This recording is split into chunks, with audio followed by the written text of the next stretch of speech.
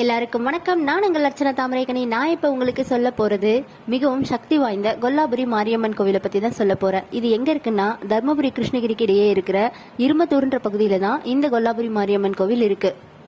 இந்த கோவில்ல கோவில் பின்புறம் பெருசா அமைக்கப்பட்டிருந்தாலும் முன்னாடி இருக்கிற கல் கட்டடத்துக்குள்ள சின்னதா அமைக்கப்பட்டிருக்கிற சிலை தான் கொல்லாபுரி மாரியம்மன் கோவில். இந்த கொல்லாபுரி மாரியம்மன் சுயம்புவா உருவான அம்மன் அப்படின்னு சொல்றாங்க. இந்த கோவில் மிகவும் சிறப்பு பெற்று இருக்கிறதுக்கு காரணம் என்னன்னா, கொல்லாபுரி மாரியம்மன் கோவில் அமைஞ்சிருக்கிற இடம் மேட்டு பகுதி. அது மட்டும் இல்ல, சேலம், தர்மபுரி, கிருஷ்ணகிரி இப்படி 3 மாவட்டங்களை இணைக்கும் இடத்துல இருக்கிறதால இந்த இடத்துல ஒரு விமான ஓடுதளம் அமைக்கலாம் அப்படின்னு ஆங்கிலேயர் காலத்துல முடிவு பண்றாங்க. விமானங்கள் ஏறி இறங்கி போவதற்கான ஓடுதளம் தான் இது.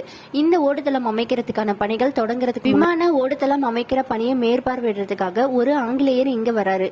அப்படி வந்து பார்க்கும்போது இந்த இடத்துல மக்கள் கூட்டம் கூட்டமா வந்து இந்த அம்மனை வழிபடுறாங்க. அதை பார்க்கும்போது இவருக்கு ஆச்சரியமா இருக்கு.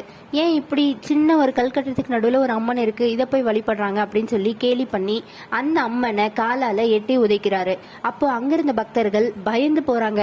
சில நாட்களுக்கு பிறகு அந்த ஆங்கிலேயருக்கு விடாத வயிற்றுப்போக்கு ஏற்பட்டு கொஞ்ச நாளுக்கு அப்புறம் அவர் இறந்தும் போயிடுறாரு. அம்மனை எட்டி உதைத்ததாலதான் இந்த நிலை அவருக்கு வந்தது அப்படின்னு சொல்றாங்க. இந்த நிகழ்வுக்கு அப்புறம் அந்த விமான ஓடுதளம் அமைக்கும் பணி அப்படியே நிறுத்தப்படுது.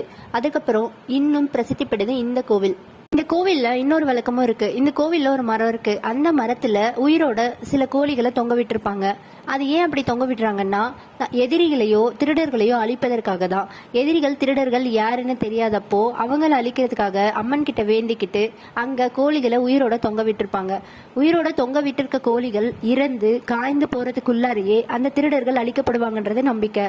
இதுல என்ன ஒரு உண்மைன்னா, திருடர்கள் உண்மையாவே திருடி இருந்தாலோ எதிரிகள் உண்மையாவே அவங்களுக்கு ஏதாவது கெடுதல் பண்ணியிருந்தாலோ மட்டும்தான் இது நடக்கும். இல்லாட்டி ஆப்போசிட்டா அந்த கோழியை யார் கட்டுறாங்களோ அவங்களுக்கே அது ஆப்போசிட்டா முடியும்னு சொல்றாங்க. பழி, பொறாமை அப்படி அந்த மாதிரி காரணத்தை வச்சு இந்த கோழிகளை கட்டி இருந்தா அது அவங்களுக்கே திருப்பி அடிக்கும்னு சொல்றாங்க. இந்த கோவில்ல சில குறிப்பிட்ட நாட்கள்ல முள் படுக்கையில உட்கார்ந்து குறி சொல்றதாவும் சொல்லப்படுது. அந்த குறி சொல்றது இந்த பூசாரி வம்சத்தை சேர்ந்த யாராவது ஒருத்தரா தான் இருப்பாங்கன்னு சொல்றாங்க.